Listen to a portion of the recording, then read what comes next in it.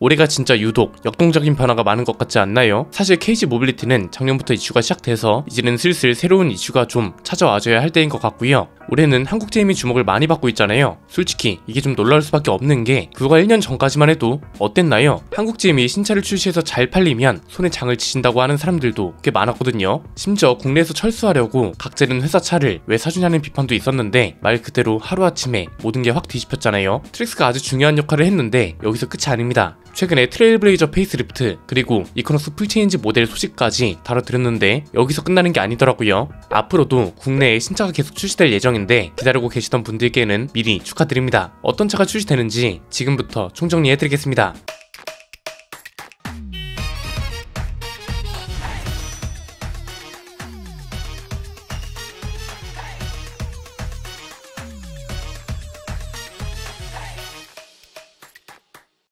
사실 아직은 축배를 들기 이르다고 보는 시각도 있습니다. 물론 이 통계 자료를 보면 대단하기도 하고 뭔가 뿌듯한 마음도 분명 있지만 아직은 완전한 승리라고 보기는 이르다고 보는 시각도 꽤 많은 거죠. 왜냐면 불과 6개월 전까지만 해도 쉐보레는 어떤 브랜드였나요? 국내에서 철수하기를 기다리고 있는 듯한 모습에 심지어 국내 점유율도 2.7%에 불과했죠. 그렇게 안 팔린다던 르노코리아보다도 훨씬 못한 수치를 보여주면서 신차가 출시된다 해도 기대치가 전혀 없었고 이 브랜드가 어떤 차를 출시할 예정인지 이런 것조차 관심이 전혀 없었습니다. 그런데 갑자기 뜬금없이 KG 모빌리티가 꿈틀대기 시작했죠. 토레스가 지금도 보면 국산차 판매량 10위권 안에 안착해 있잖아요. 토레스가 했던 가장 의미 있는 역할은 뭐냐면 국산차 시장에서 현대기아차를 제외한 다른 브랜드들도 아직은 기회가 남아있다는 걸 증명했다는 거였습니다. 전세계 3위를 하고 있는 거대 기업인 현대차그룹의 본진이 대한민국이잖아요. 이 본진에서 현대차그룹 차들이 잘 팔리는 건 너무 당연한 현상이고 세상에서 가장 어려운 게 당연한 걸 거스르는 행위란 말이죠. 기존에는 특히나 어땠나요? 우리나라 자동차 시장이 이게 어려웠던 이유가 현대차가 잘 팔리는 게 당연한과 동시에 다른 브랜드들은 부진하다는 것도 당연한 시장이었기 때문이었죠. 그런데 토레스가 분위기를 한번 반전시켰고 트랙스가 이 분위기를 그대로 이어받은 거죠. 사실 트랙스가 잘 팔린다는 것까지는 오케이 알았다 이겁니다. 그런데 그 뒤로는 어떤 차가 또 나오는지 여기에 대한 관심이 전혀 없는 상태였습니다. 왜냐면 대부분의 소비자들이 신차에만 관심을 갖지 그 다음에 어떤 차가 나오는지는 딱히 관심이 없거든요. 그래서 한국제임의 성공을 일회성이라 보는 시각도 많았는데 이제 이런 걱정은 내려놔도 될 것 같습니다. 기존에 많이 알려져 있던 신차뿐만 아니라 잘 알려지지 않은 차도 있거든요. 기대 포인트가 꽤 많은데 정리해보면 이렇습니다. 크게 세 가지인데요. 첫 번째는 KG 모빌리티가 만들어둔 기대치를 한국제임과 쉐보레가 그대로 가져가기 시작했다는 겁니다. 그냥 순서대로 쭉 나열해볼까요? 지금은 트랙스가 성공의 길을 개척하고 있습니다. 바로 다음에 출시되는 신차는 뭐다? 트레일블레이저 페이스리프트입니다. 출시 시기를 앞당겨서 트랙스로 시작된 좋은 신차 효과를 트레일블레이저가 계속 끌고 갈 예정입니다. 심지어 실내 디자인만 빼면 상품성이 괜찮은 차로 알려져 왔고 가장 큰 단점이던 실내 디자인을 싹 바꿨으니 가격대만 괜찮으면 딱히 실패할 이유가 없는 차입니다. 그래서 굉장히 기대하고 있는 차 중 하나인데 여기까지는 많이 알려져 있는 신차고요. 지금부터는 잘 알려져 있지 않거나 너무 오래전에 알려져서 잠시 망각하고 있던 차들인데요. 트레일블레이저 다음은 이코노스 라인업이 출시를 준비 중입니다. 현행 이코노스는 실패의 아이콘입니다. 그런데 이제 이렇게 생긴 이코노스는 기억 속에서 지워버리셔도 될 것 같습니다. 크기도 커지고 디자인도 이렇게 멋있어진 차가 올해 하반기에 정식으로 공개되고 빠르면 내년 중에 국내에 출시될 겁니다. 이미 트랙스를 통해서 잘 팔리는 가격대와 상품성의 기준을 알았으니 기존 이코노스의 실패를 반복하기는 어려운 겁니다. 지난번 영상에서 말씀드렸던 대로 스포츠지랑 소렌토 사이를 정확하게 공략할 수 있는 차이기 때문에 토레스처럼 스포츠지랑 소렌토 양쪽 수요를 모두 끌어올 수 있는 전략만 탄탄하면 됩니다. 이것만 준비되면 판매량을 기대해 볼만하고 한국제임 입장에서도 굉장히 중요한 차라고 말씀드렸죠. 여기서 끝나는 게 아닙니다. 이코노스는 내연기관 차도 있지만 순수 전기 모델도 있습니다. 이 전기 모델이 중요한 이유가 가격대입니다. 아마 그냥 전략과 반응만 예상해본다면 제2의 트랙스가 되지 않을까 싶은데 제너럴 모터스의 보급형 전기차잖아요. 미국 시작 가격이 약 4천만원, 크기로는 아이오닉5랑 EV6가 경쟁 상대라고 합니다. 수입되는 차라는 것과 중간 트림 정도를 감안하면 4,600만원 정도가 되겠죠. 우리나라 전기차 보조금 평균이 1,000만원 정도 하니까 국내에 들어오면 3천만원 중반 정도로 구매할 수 있는 전기차가 되는 거죠. 이게 전기차 시장에서는 트랙스만큼 센세이션한 차가 될 것 같은데 마침 딱 내년에 출시 예정이라고 하죠. 미국에는 올해 가을쯤 출시되고 국내에는 내년쯤 출시된다고 하니 이 차까지만 봐도 한국제임 신차가 내년에도 계속 있을 예정이라는 거잖아요. 그런데 여기서 끝나는 게 아닙니다. 우리가 잠시 잊고 있던 차가 또 있습니다. 국내에도 팔리고 있는 트래버스의 풀체인지 모델도 출시를 준비 중입니다.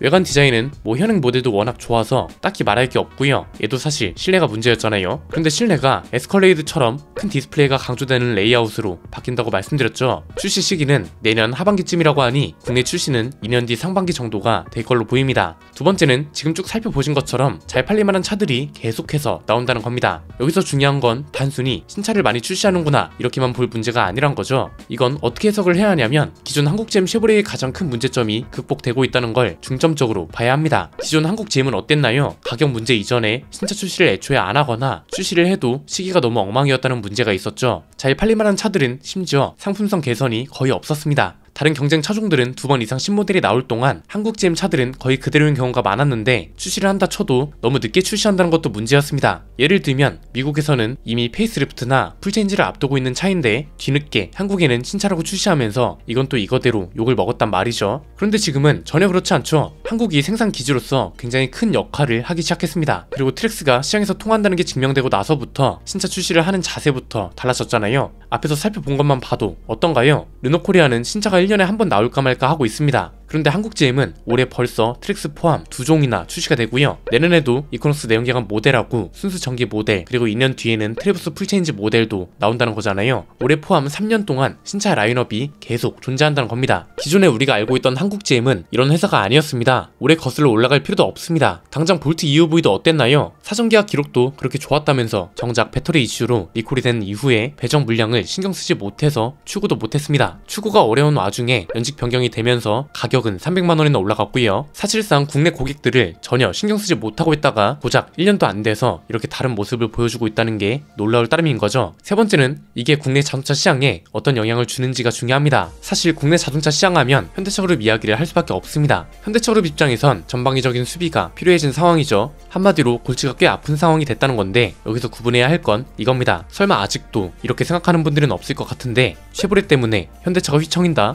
이게 아닙니다. 전세계 3위 기업이잖아요. 거대 기업입니다. 이런 회사가 그것도 한국이라는 본진에서 쉐보레랑 KG 모빌리티가 신차를 좀 출시한다고 해서 휘청이겠어요? 이렇게 극단적인 해석을 하는 순간 제대로 된 핀트를 못 잡게 되는 거죠. 이런 게 아니라 소비자 입장에서 어떤 좋은 점이 있을지만 제대로 봐도 충분합니다. 어렵지 않습니다. 차종별로 경쟁 차종이 있다면 가격을 300만원 올릴 거 100만원만 올린다던가 경쟁 차종으로 이직해서 오히려 경제적 트림을 신설하는 방향으로 신차 출시를 할 수도 있는 겁니다. 기존에는 경쟁 차종이 없기 때문에 가격도 편하게 올리고 가격을 올린다고 해서 비싸다 저렴하다 이렇게 구분할 수 있는 기준이 없었는데 지금은 어쨌든 이 기준이 생긴다는 거니까 현대기아차도 가격 책정이나 신모델 출시 때 견제를 할 수밖에 없는 거죠. 차종별로 따져보면 경차 시장은 딱히 모르겠습니다. 여긴 어차피 잘 팔려도 돈이 안 되는 시장이잖아요. 점유율을 위한 차지 경차는 돈을 벌기 위해 파는 차는 아니니까요. 우리가 볼 건 중형부터 대형차 라인업인데 지금까지는 중형하고 소형차까지만 현대차가 견제를 해야 했습니다. 조만간 트레일 블레이저도 추가되잖아요. 중중형하고 중형 쪽은 이제 토레스가 방어를 잘하고 있고 큰 도움이 될지는 모르겠지만 르노코리아도 내년에 중형 SUV를 출시합니다. 그러면 이제 소형부터 중형까지의 라인업은 다 된 겁니다.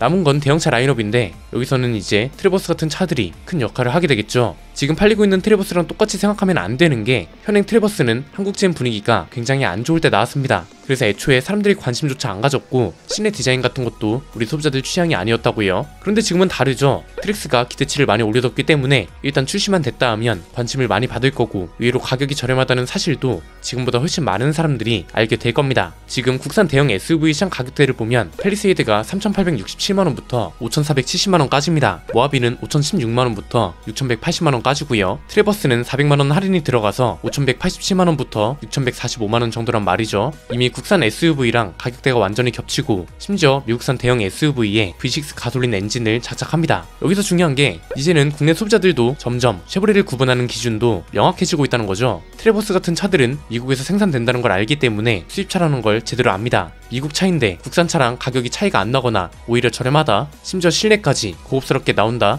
브랜드 이미지 하나 좋아졌다고 아예 접근하는 수요 자체가 달라질 거고요. 차를 보는 시각도 완전히 바뀐다는 거죠. 그래서 굉장히 기대가 될 수밖에 없다는 겁니다. 기존에는 굉장히 부분적으로만 현대 기아차를 견제했다면 이제는 소형차부터 대형차까지 모든 라인업에서 견제가 이뤄진다는 겁니다. 트래버스 풀체인지가 출시되는 게 2년 뒤 정도라고 보면 이때쯤이면 이제 펠리세이드도 풀체인지가 되어 있을 거라서 국산 SUV 평균 가격도 올라갈 나라가 있을 거고, 비슷한 시기에 렉선도 풀체인지 예정이잖아요. F백 스타일로 나와준다면 국내 자동차 시장이 굉장히 재밌게 흘러갈 것 같네요. 오늘 내용은 여기까지입니다. 내용이 유익하셨다면 구독과 좋아요, 알림 설정 부탁드립니다. 지금까지 저는 안피디였습니다. 감사합니다.